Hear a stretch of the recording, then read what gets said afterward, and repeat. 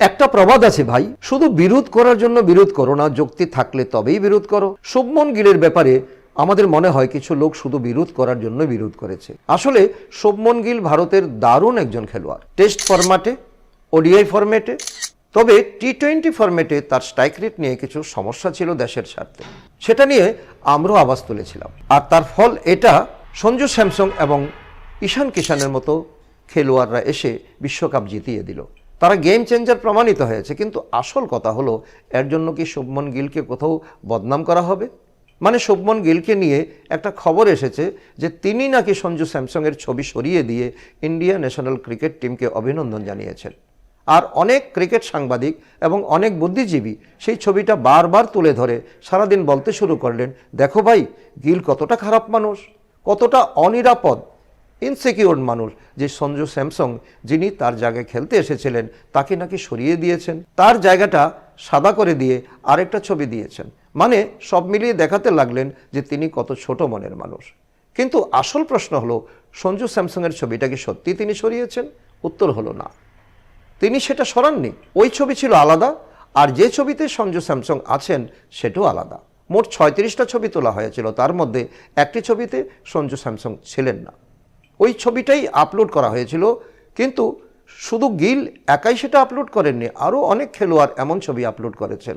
এখন প্রশ্ন হলো, যদি ঘটনাটা এমন হয়ে থাকে তাহলে সঞ্জু স্যামসংকে নিয়ে শুভমন গিলকে এত বেশি ট্রোল করা হচ্ছে কেন? মানে আপনি চাইলে শুভমন গিলকে সমালোচনা করতে পারেন যে তিনি ওপেনার স্লটে একটু ধীরে খেলেন। আপনি এটারও সমালোচনা করতে পারেন যে তিনি 5টা ম্যাচের সুযোগ পেয়েছিলেন কিন্তু নিজেকে ততটা প্রভাবশালীভাবে প্রমাণ করতে পারেননি। এটাও বলতে পারেন যে তাকে হয়তো একটু বেশি ব্যাকিং দেওয়া হয়েছিল। কিন্তু ভাই, তিনিও তো আমাদের ভারতীয় দলের একজন খেলোয়াড়, টেস্ট দলের ক্যাপ্টেন, আর খুব ভালো খেলার দক্ষতা ওনার মধ্যে আছে। মানে ঠিক ওনার সম্পর্কে আমরা যতটা আলোচনা করেছি, সেই প্রভাবের তুলনায় গিল এখন পর্যন্ত ততটা পারফর্ম করে দেখাতে পারেননি, বিশেষ করে আইসিসি টুর্নামেন্টে। কিন্তু এই সত্যটা বদলাবে না যে শুভমন গিল ভারতের লম্বা ফরম্যাটে সবচেয়ে প্রতিভাবান খেলোয়াড়দের মধ্যে একজন। ইংল্যান্ডে গিয়ে তিনি 700-রও বেশি রান করেছেন, ওডিআইতে ডাবল সেঞ্চুরিও করেছেন। আমার অভিযোগ শুধু এটুকু, খুব তাড়াতাড়ি ওনার তুলনা বিরাট কোহলির সঙ্গে শুরু হয়ে গেছে। তাই অনেকেই আশা করে যে আইসিসি টুর্নামেন্টেও বড় পারফরমেন্স করবেন, কারণ এই বয়সে বিরাট কোহলি তা করে দেখিয়েছিলেন। কিন্তু এই ছবির যুক্তিটা আমার বোঝার বাইরে। আমার মতে এটা অকারণে শুভমন গিলকে টার্গেট করা, কোনো খেলোয়াড়কে এভাবে ডিমোটিভেট করা বা তার বিরুদ্ধে এজেন্ডা ছড়ানো আমি সমর্থন করি না। যা সঞ্জু স্যামসং করেছেন আর যা ঈশান কিষান করেছেন, সেখান থেকে শুভমন গিল যেন শিক্ষা নেন।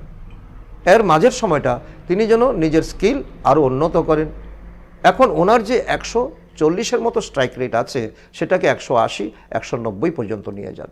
আধুনিক দিনের ক্রিকেটের সঙ্গে নিজেকে মানিয়ে নিন, তারপর মাঠে নেমে তাণ্ডব চালান। মানে ওনার সামনে পুরো একটা কেরিয়ার পড়ে আছে।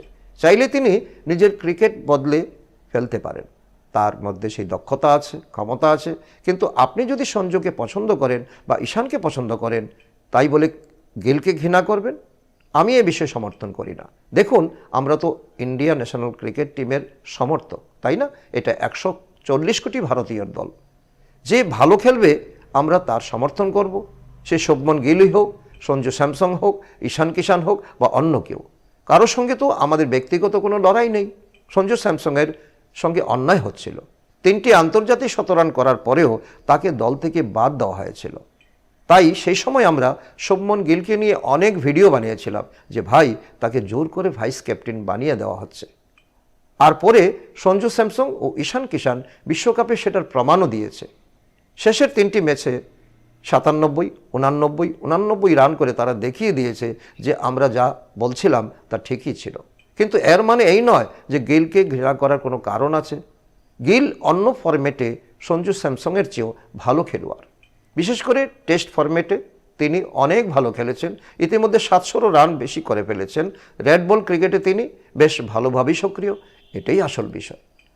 আর কারো খারাপ বলা বা অকারণে সমালোচনা করা আমার কাছে যুক্তিসঙ্গত মনে হয় না। শুভমন গিলের বিরুদ্ধে কোনো ঘৃণা নেই, তিনি এখনও ভারতের ওডিআই দলের অধিনায়ক। তবে আমার ব্যক্তিগত মত হলো, সেখানে রোহিত শর্মাই অধিনায়ক থাকা উচিত ছিল। এখন শুভমন গিল এবং অন্যদেরও রোহিতের নেতৃত্ব আরও কিছুদিন খেলা উচিত ছিল। আর 1 বছর খেললেই তো 2027-এর বিশ্বকাপ এসে যেত, তাই না? তারপর চাইলে অধিনায়কত্ব নেওয়া যেত। কিন্তু এই রাজনীতি আর এজেন্ডাবাজির আমি সমর্থন করি না। আমি সত্যিই দুঃখিত, কিন্তু এটা একটা ভুয়া খবর। যারা এটা ছড়াচ্ছিলেন তাদের এমন করা উচিত হয়নি। শুভমন গিল ইচ্ছে করে সঞ্জু স্যামসংয়ের ছবি সরিয়ে দেননি, বরং আমি শুনেছি যে যশস্বী জয়সওয়ালও একই ছবি পোস্ট করেছিল, কিন্তু ওনার বিরুদ্ধে তো কোনো সমালোচনা হয়নি। আর এটা কাম্যও নয়। এটা তো ভিড়ের একটা ছবি। কেউ কি এতটাই পাগল যে ছবিটা জুম করে করে দেখবে কে আছে আর কে নেই? হ্যাঁ, এটুকু বলা যেতে পারে যে কাকতালীয়ভাবে ওই ছবিটাতে সঞ্জু স্যামসং ছিলেন না, কিন্তু তাতে সমস্যা কোথায়? এটা ঠিকই আছে। ধন্যবাদ।